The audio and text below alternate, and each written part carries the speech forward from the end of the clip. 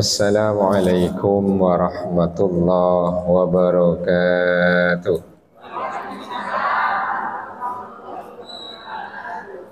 Bismillahirrahmanirrahim. Alhamdulillah wassalatu wassalamu ala Rasulillah wa ala alihi wa sahbihi wa mawala wa la hawla wa la quwwata illa billah, amma ba'du. Hadratal muhtaramin yang saya hormati dan saya muliakan, segenap Dewan Kemakmuran Masjid Jami' Al-Mu'min, para guru, para tokoh, para sepuh, wabil khusus yaitu Pak Hannibal DMI Kecamatan Kelapa Gading, wa nafsu bidzikri.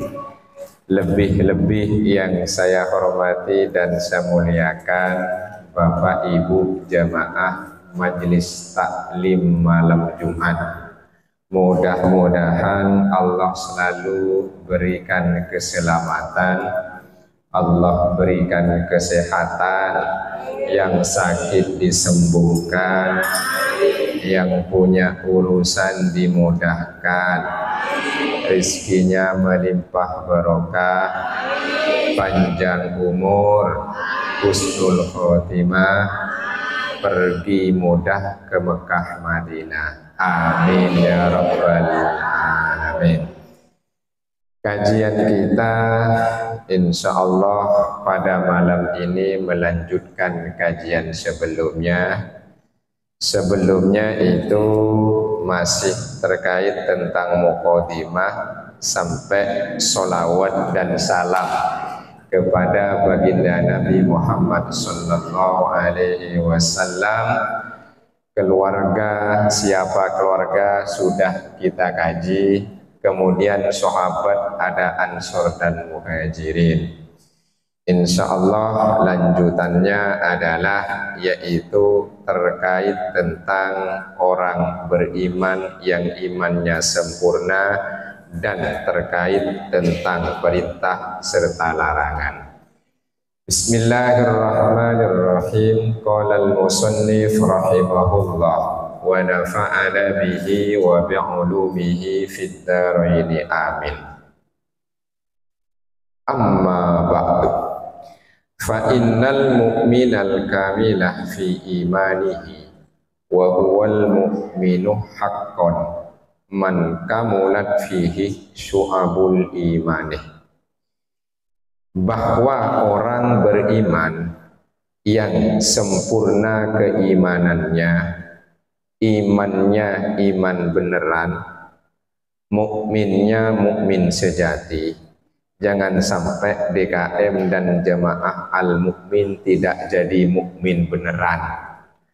Karena mukmin beneran dan mukmin sejati itulah yaitu orang yang sempurna keimanannya, terutama terkait tentang cabang-cabang iman yang harus dibuktikan dan diterapkan dalam kehidupan. Itu yang paling penting.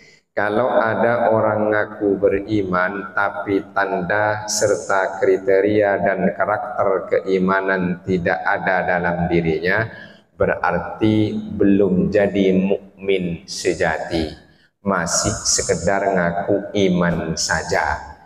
Dengan demikian, wa man naqasat minhu wahidatun minha naqasah min imani bihasbiha. Kalau nanti ada kriteria dan karakter iman seseorang itu sempurna imannya, satu saja kurang, berarti tak lagi sempurna karena ada kekurangan dari sifat dan karakter orang itu betul-betul beriman. Ini orang beriman. Insya Allah yang hadir di Al-Mu'min ini semuanya mukmin dan mukminah. Mudah-mudahan mukmin mukminahnya hakko, beneran. Amin ya rabbal alamin. Di Al-Quran, kalau ada orang ngaku beriman itu tidak akan Allah biarkan dia itu sekedar ngaku beriman tapi belum dikasih cobaan. Orang beriman, Bu, pasti dikasih cobaan. Kalau orang dikasih cobaan, insya Allah dia beriman. Contoh dalam Al-Qur'annya, Bismillahirrahmanirrahim. Ahasiban nasu an yutraku an yaqulu amanna wa hum la yuftanun. Apakah orang-orang yang mengatakan dirinya itu beriman dikira dibiarkan ngaku iman tanpa dikasih ujian? Berarti orang kalau dirinya merasa beriman, ngaku beriman, pasti Allah kasih ujian. Jadi Bapak Ibu yang hadir beriman ya, pasti dikasih ujian. Kalau dikasih ujian kira-kira lulus apa enggak? Lulus ya. Ayat berikutnya, walaqad fatanna alladzina min qablihim fala ya'lamanna Allahu alladzina sadaqu wa la ya'lamanna al-kadzibin. Kata Allah, orang-orang beriman dulu diuji. Diuji. Nah, baru ketahuan dia benar imannya apa bohongan. Jelas? Nah, maka mudah-mudahan yang ada pada kesempatan ini masuk kategori orang beriman, tapi harus sadar, jangan cuma ngaku iman, berharap enggak dikasih cobaan. Namanya orang beriman pasti dikasih siap dikasih cobaan. Berarti kalau siap dikasih cobaan tidak akan ngeluh apa enggak kalau dikasih cobaan. Nah kan, fala ya'lamannallahu alladzina shadaku. Allah dengan ngasih cobaan tahu mana yang beneran imannya. Wala ya'lamannal kadzibin. Allah juga tahu mana yang bohong bilang dia beriman. Bilang beriman pasti diuji. Kalau diuji dia ngeluh melulu enggak lolos, bohong imannya. Jelas? Nah, yang hadir beriman ya harus siap diuji. Siap diuji. Nah, kalau enggak siap berarti enggak iman nih. Siap. Nah, harus siap. Kalau merasa dan ngaku beriman pasti diuji. Enggak mungkin enggak diuji. Jadi jangan tenang, hidup sehat, enggak pernah sakit, enggak pernah sulit, mudah urusan, rizki gampang, enak, tenang. Tar dulu, jangan-jangan bukan karena beriman, tapi oleh Allah dibiarkan. Jangan-jangan kan? Dibiarkan, sudah enggak diurus. Nah, makanya pasti Nah, sekarang mari kita cek. Apa saja kira-kira yang harus dimiliki dan dibuktikan oleh orang yang beriman? Yaitu tentunya adalah menjalankan perintah, menjauhi larangan. Jadi di Al-Quran dan hadis cuma dua. Ada perintah, ada larangan. Jelas? Wal ma'muru ala nau'aini. Perintah itu dua jenisnya. Satu fardin, hukumnya fardu. Yang kedua wa mandubin, hukumnya sunnah. Jadi perintah dalam Al-Quran dan hadis dua. Ada yang sifatnya fardu, wajib. Ada yang sifatnya sunnah. Oke. Pertanyaannya, sebagai orang yang beriman, apakah perintah Allah yang sifatnya fardu dan sunnah sudah dilaksanakan? Bu, perintah Allah yang sifatnya fardu apakah sudah dilaksanakan? Alhamdulillah. Pak, perintah Allah yang sunnah apa sudah dilaksanakan? Insya Allah, berarti belum. Kalau alhamdulillah berarti Nah, dengan demikian jangan dipahami bahwa perintah Quran dan hadis hukumnya wajib semua. Tidak. Perintah itu dua. Ada yang hukumnya wajib dilakukan, ada yang hukumnya sunnah. Jelas? Nah ini. Fafil fardi ubudiyatul littirori. Kalau yang hukumnya fardu, maka mengabdi kepada Allah sebagai hamba karena diperintah harus dilakukan. Contohnya apa? Sholat fardu. Sholat nggak ada yang bolong. Nggak ada yang bolong, Pak. Alhamdulillah, belakangan nggak bolong, dulu bolong nggak? Iya. Ya kan sejak kita diwajibkan sholat karena kita sudah baligh dan balighah. Sejak baligh dan balighah itu Bapak Ibu nggak pernah bolong sholat fardu. Bolong. Bolong ya. Oh, kalau ibu-ibu bulanan itu wajar. Yang di luar itu puasa fardu apa enggak? Enggak ada yang bolong sampai sekarang di antara kita yang punya utang belum dibayar puasanya. Nah, itu sifatnya sederhana, dimulai dari yang fardu dulu. Karena tidak sedikit orang yang senang melakukan yang sunnah-sunnah lupa yang wajib-wajib. Ya, yang sunnah-sunnah lupa yang wajib. Sholat tahajud wajib apa sunnah? Sholat duha wajib apa sunnah?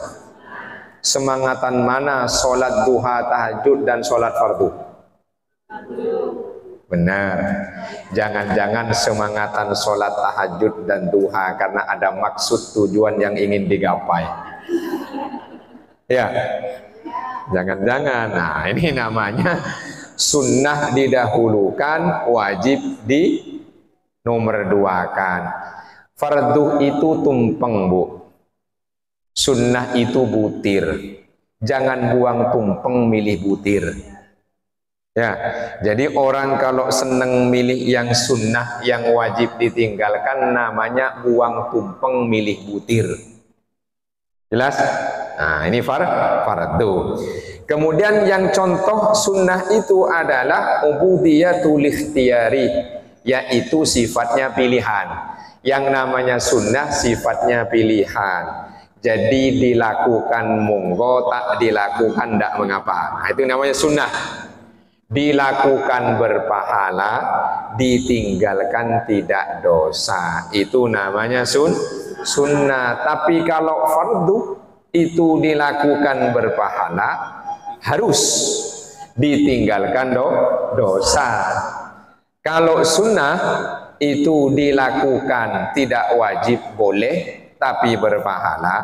Tak dilakukan juga tak mengapa, tidak dosa. Jelas? Kenapa kemudian dinamakan sunnah, dinamakan juga nafilah? Karena tak lain itu sekedar tambahan.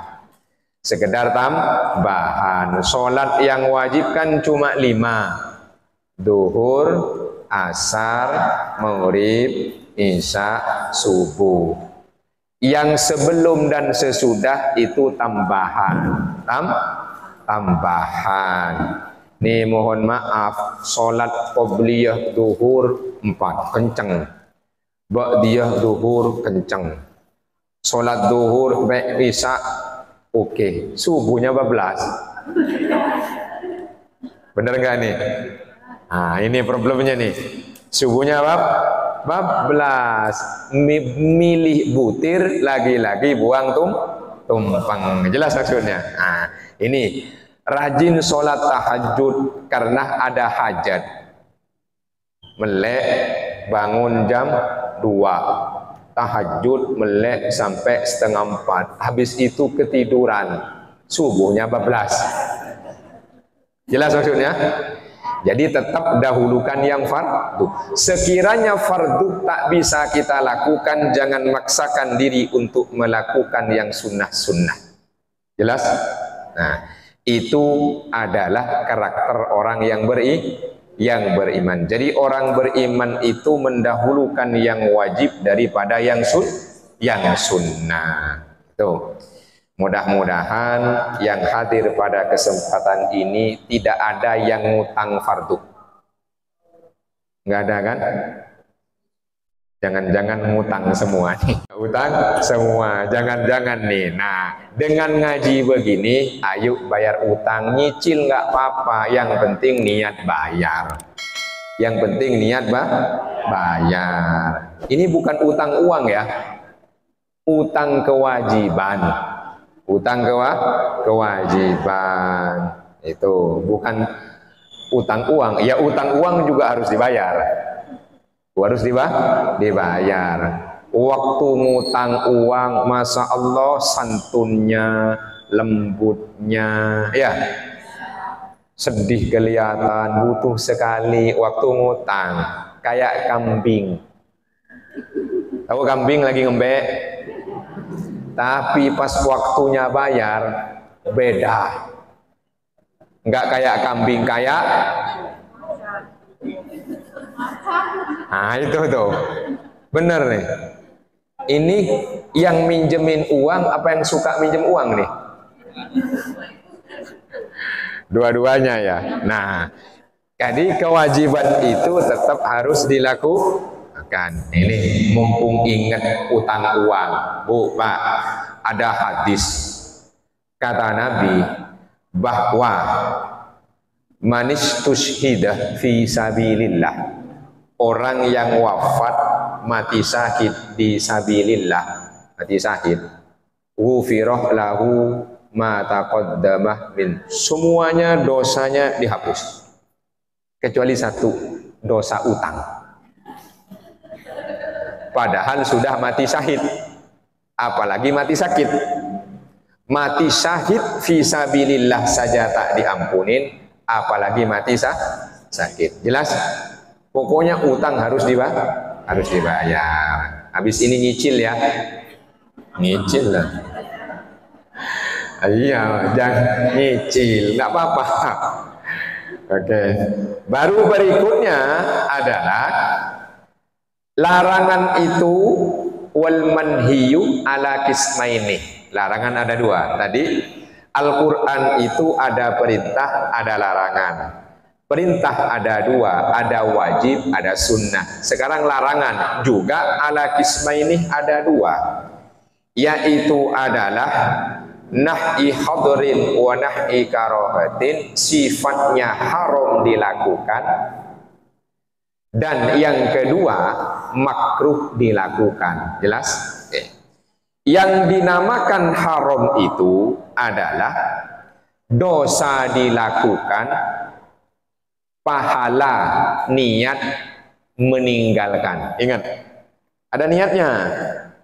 Ada niatnya. Jadi yang namanya haram itu dosa dilakukan, pahala ditinggalkan kalau niat meninggalkan. Jelas maksudnya? Harus ada niatnya. Harus ada nih ya. Orang nyekek botol. Tahu nyekek botol? Gambarnya peci miring, topi miring. Topi miring. Nyekek botol kan? Itu kan haram. Dilakukan dosa. Nah sekarang lagi nggak minum, itu kalau nggak niat meninggalkan nggak ada pahalanya. Jelas maksudnya? Loh, nggak nyekek botol. Dia nggak ada niat untuk waktu itu tuh niat tak minum itu tidak diniatkan. Jelas? Cuma kebetulan lupa aja. Ini nggak ada. Jelas maksudnya? Kebetulan lupa. Jadi meninggalkan yang haram kalau nanti diniatkan untuk taqarrub pada Allah itu pahala. Jelas? Nah, sederhana begini. Ketika saya duduk ngopi sama Pak Hannibal, sama Ustadz Payumin di depan, sama beliau ngopi depan tuh, sampai jam 12 malam, diniatkan untuk menghindar dari maksiat biar nggak pergi ke kafe. Jadi duduknya depan masjid aja. biar kami nggak minum topi miring, ngopi aja. Kan gitu kan? Kemudian kami ngobrol saja daripada pergi ke kafe, pergi ke bar. Itu namanya adalah taqarrub ilallah, meninggalkan larangan, diniat menjauhi. Maka kami tidak pergi. Jelas maksudnya? Karena niat meninggalkan yang diharam. Cuma kalau duduk-duduk aja nggak ada niat, itu tidak masuk kategori taqarrub pada Allah. Jelas maksudnya? Oke. Kemudian yang fardu ada dua, wal fardu ala nau'aini. Yang wajib tadi masih ada dua. Satu adalah yaitu fardhi ainin, yang kedua fardhi kifayatin. Yang fardu ain itu adalah wajibah ala kulli syakhsin bi ainihi, masing-masing orang wajib melakukan. Contoh, sholat 5 fardu, puasa itu adalah fardu ain, harus masing-masing melakukan. Yang kedua fardu kifayah, wa huwa ma idza qamah bihil ba'du saqatul ithmu minal bakin. Fardu kifayah itu kalau ada satu saja yang melakukan, yang lain itu gugur kewajiban. Contoh, sholat jenazah, sholatnya sendirian Ustadz Payumin, jemaahnya nggak ada yang datang, yang lain itu tidak doh. Cuma yang dapat pahala siapa? Nah, bisa tangkap nih. Nah, ini harus diluruskan. Sampean kenapa kok nggak ngikut menyolatkan? Ah, itu kan fardu kifayah. Itu sudah ada yang menyolatkan. Betul, tidak dosa. Sudah ada yang melakukan. Cuma yang dapat pahala siapa? Yang melakukan. Tuh, pentingnya nih.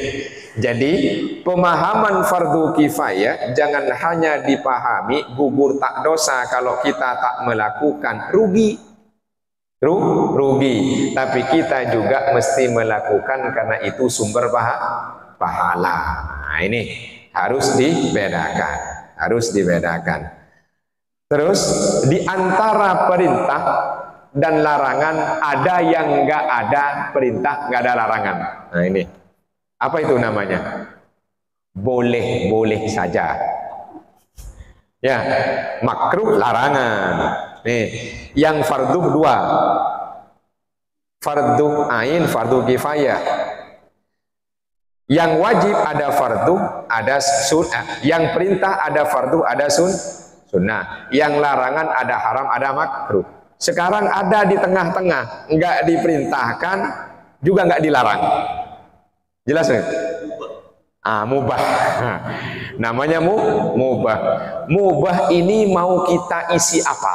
Nah, Bu, Pak, mubah ini mau kita isi apa? Mau diisi yang sunnah-sunnah, yang baik-baik, apa diisi yang haram-haram, yang dilarang-dilarang? Coba dihitung, Bu, Pak. Dihitung yang fardu ain. Apa saja? Coba dihitung banyak apa enggak fardu ain? Sholat 5 waktu. Itu pun sehari cuma 5 kali. Yang kedua, setahun sekali puasa. Terus haji, seumur hidup sekali. Itu kalaupun mampu. Apalagi yang fardu ain? Zakat. Itu pun setahun sekali kalau mampu dan nyampe nisab. Nuntut ilmu itu tak terbatas usia, waktu dan tempat, kapan saja. Jelas? Terus kita nuntut ilmu sehari berapa lama? Bisa ditangkap maksud saya? Sekarang sholat cuma 20 menit. Puasa nunggu Ramadan. Haji nunggu panggilan. Zakat nunggu setahun sekali. Tolabul ilminya berapa lama? Cuma sebulan sekali. Seminggu sekali. Sisa waktunya diisi apa? Nah, itu yang mau kita isi nih. Jelas? Duhur 20 menit. Sisa duhur ke asar buat apa? Ayo buat apa? Kerja. Kalau kerja bagus. Bagus. Kerja. Diniatkan ibadah cari nafkah. Jelas maksudnya? Oke. Nah sekarang habis isya sampai subuh diisi apa? Hah? Bagus.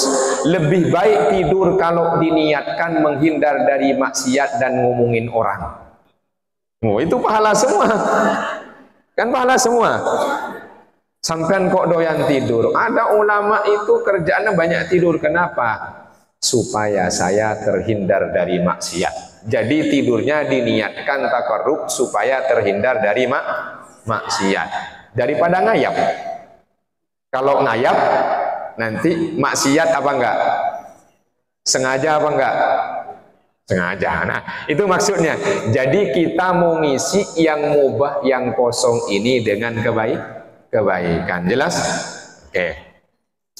Fa'idyanul ma'muri wa tarkul manhi wal iman. Melakukan perintah, baik yang wajib maupun yang sunnah. Meninggalkan yang dilarang, itu adalah iman. Itu adalah jelas maksudnya? Melakukan perintah Allah dan Rasulullah, baik yang fardu maupun yang sunnah, itu namanya iman. Wa tarkul manhi anhu, meninggalkan yang dilarang, itu juga adalah iman. Jadi kita hadir ke sini karena perintah yaitu utlubul ilmah minal mahdi ilal lahdi. Ini namanya bukti iman. Jelas? Habis ini kita kemudian menghindar dari maksiat, tidur aja daripada ngerumpi ngomongin orang, atau kita ngayap jelalatan kemana-mana, namanya talkul manhi anhu. Niat meninggalkan yang dilarang, itu juga iman. Jelas? Nah, jadi harus dibuktikan. Jangan sampai yang diperintahkan tak dilakukan, yang dilarang dilanggar. Jelas? Iblis itu waktu diperintahkan oleh Allah melakukan apa? Membangkang. Hah? Membangkang. Diperintahkan untuk apa? Sujud kepada Nabi Adam. Membangkang kan? Perintah. Nabi Adam dilarang mendekati pohon. Itu dilanggar apa tidak? Dilanggar. Jelas maksudnya? Jadi iblis itu tak melaksanakan perintah. Nabi Adam melanggar larang. Iblis sekali, Nabi Adam sekali. Sekarang kita anak cucu Adam. Berapa banyak perintah Allah yang tidak kita lakukan? Berapa banyak larangan Allah yang kita langgar? Nggak kehitung. Jelas maksudnya? Iblis bu, sekali membangkang. Sampean berapa kali membangkang?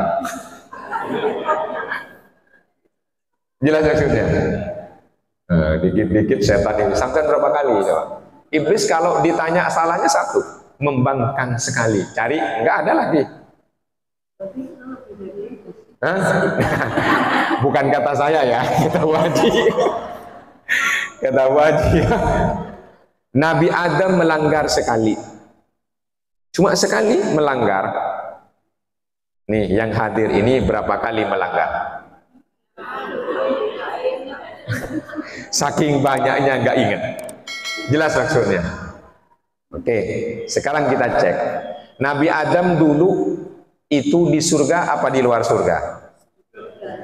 Melanggar sekali, dikeluarkan dari surga.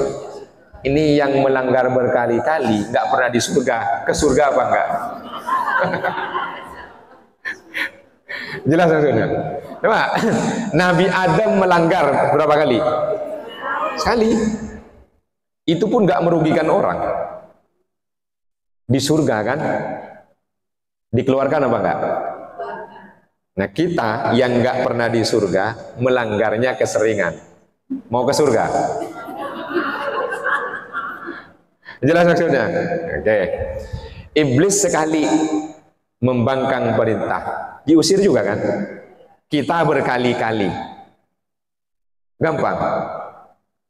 Dua, satu iblis, satunya Nabi yang sering membangkang berarti niru. Oh enggak. Jelas maksudnya? Oke. Yang sering melanggar berarti niru. Yang sering membangkang niru. Yang sering melanggar. Yang melanggar Nabi Adam loh di surga. Iya. Nabi Adam tergoda iblis.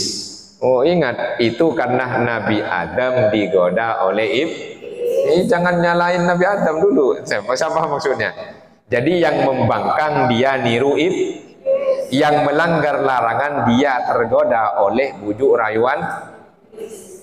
Jelas maksudnya? Jangan bilang niru Nabi Adam. Jadi yang membangkang dan melanggar sebenarnya niru. Dua loh kita. Kira-kira gampang nggak ke surga? Susah. Gampang dulu. Gampang. Yang susah itu kalau tak mengakui salah, dosa dan nggak taubat. Itu iblis. Tapi Nabi Adam kan taubat. Fatalaqqa Adamu min rabbih kalimatin fataba alaihi innahu huwat tawwabur rahim. Nabi Adam kemudian ngaku salah, bertaubat, taubatnya diterima. Iblis itu tidak pernah ngaku salah sampai sekarang. Nggak pernah taubat sampai sekarang. Kalau ada yang hadir pernah bersalah, tidak pernah ngaku salah, berarti dia sudah niru. Ngaku semua kalau punya salah. Enggak ya? Iblis begitu. Sudah salah, enggak ngaku salah, ngaku lebih baik daripada orang. Itu iblis. Qala ana khairum minhu khalaqatani min nari wa khalaqatahu min tin. Allah, kenapa kamu tidak mau nyembah? Aku loh yang perintah. Jawabannya, ana khairum minhu, saya lebih baik daripada si Adam. Ya, lupa yang nanya yang nyiptain. Lupa yang nanya siapa? Yang perintahkan siapa? Ya yang nanya. Tapi sombong, ana khairum minhu. Aku lebih baik. Udah salah masih bilang aku lebih baik. Masih membandingkan lagi. Khalaqtani min narin, kau ciptakan aku dari api, wa khalaqtahu min tin, kau ciptakan Adam dari tanah. Ini nah rasis pertama kali.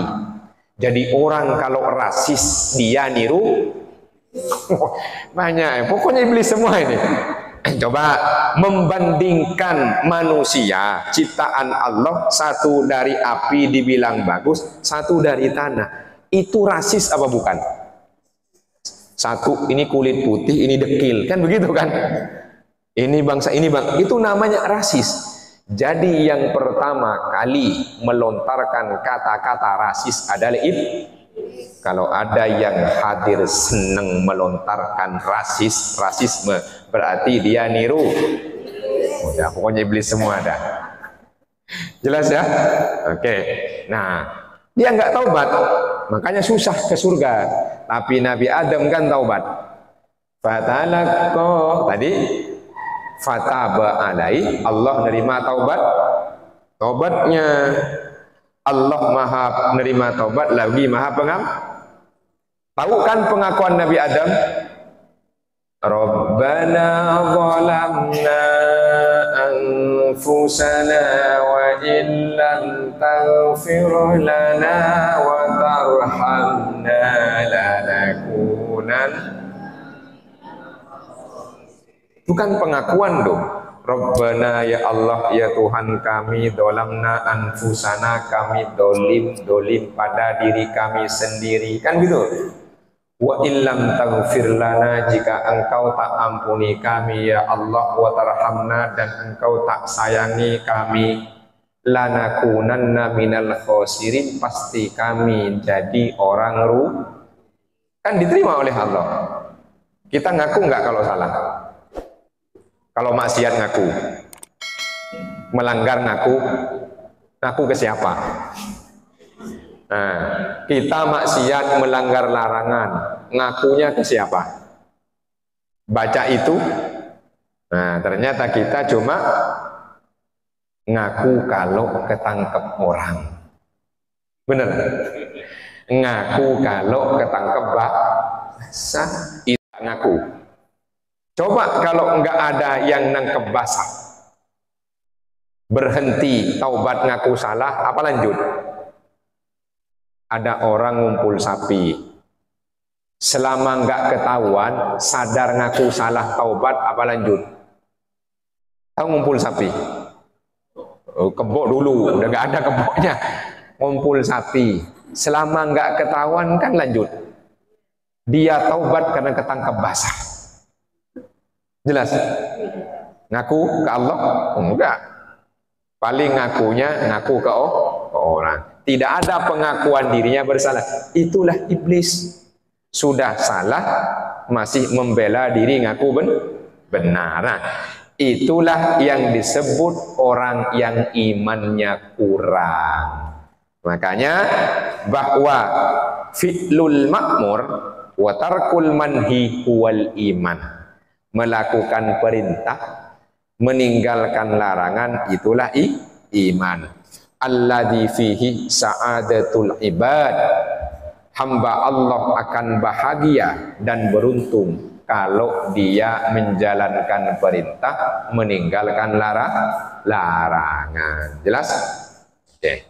Mudah-mudahan kita bisa, Bu, ya. Amin ya rabbal alamin. Ntar lagi habis ini diskusi. Wal jami'u lil khairi kullihi ayyanwiya fi jami'i ma ya'maluhu wa yatrukuhu qurbatan ilallahi ta'ala bidzalikal amali wa tarkih wa in fatat kunniyatu fa innahu al khair kullu afatahul khairu kulluhu.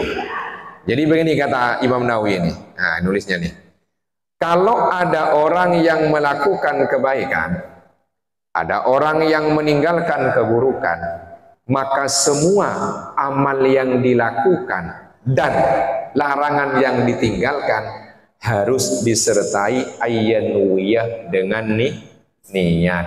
Kita datang ke sini, ini niatkan nuntut ilmu karena menjalankan perintah Allah dan Rasulullah.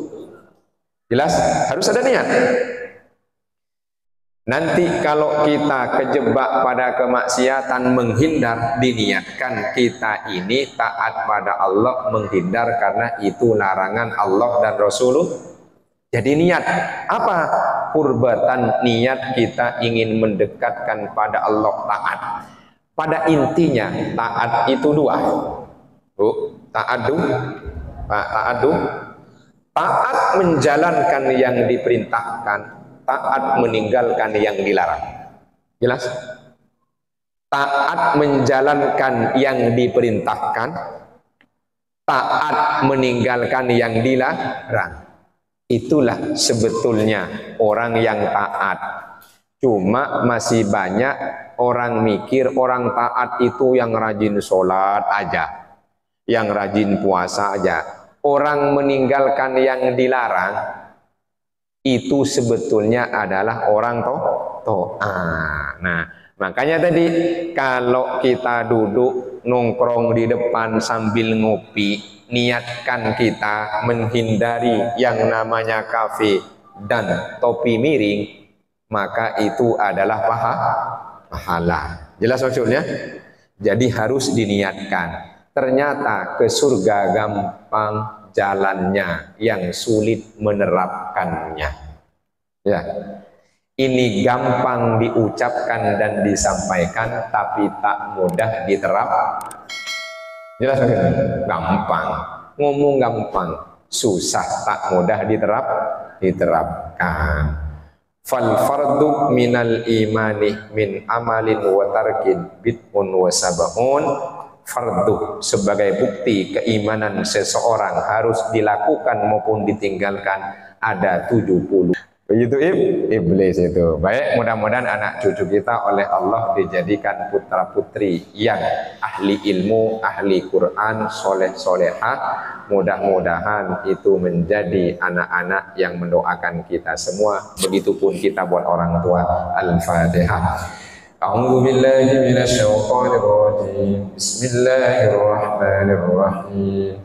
Alhamdulillahi rabbil alamin. الرحمن الرحيم مالك يوم الدين إياك نعبد وإياك نستعين اهدنا الصراط المستقيم صراط الذين أنعمت عليهم غير المغضوب عليهم ولا الضالين آمين. Bismillahirrahmanirrahim. Alhamdulillahi rabbil alamin. Allahumma shalli wa sallim wa barik ala nabiyyina Muhammadin wa ala alihi wa sahbihi ajma'in. Rabbana zalamna anfusana wa illam taghfir lana wa tarhamna lanakunanna minal khasirin. Rabbana ighfir lana dhunubana wa liwalidina wa awladina wa azwajina wa ashabil huquqil wajibati alaina wa masyayikhina wa talamidina wa jami'il muslimina wal muslimat wal mu'minina wal mu'minat al-ahya'i minhum wal amwat.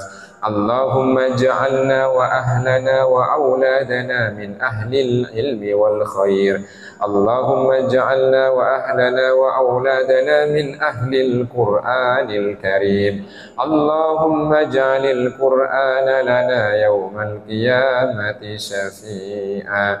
Rabbana atina fid dunya hasanah وفي الآخرة حسنة وقنا عذاب النار وصلى الله على سيدنا محمد وعلى آله وصحبه وسلم.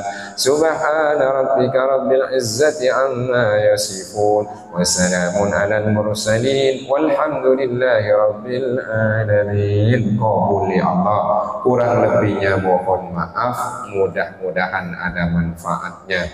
Subhanakallahumma wa bihamdika asyhadu an la ilaha illa anta astaghfiruka wa atubu ilaik. Hasbunallahu wa ni'mal wakil. Wassalamu alaikum warahmatullahi wabarakatuh.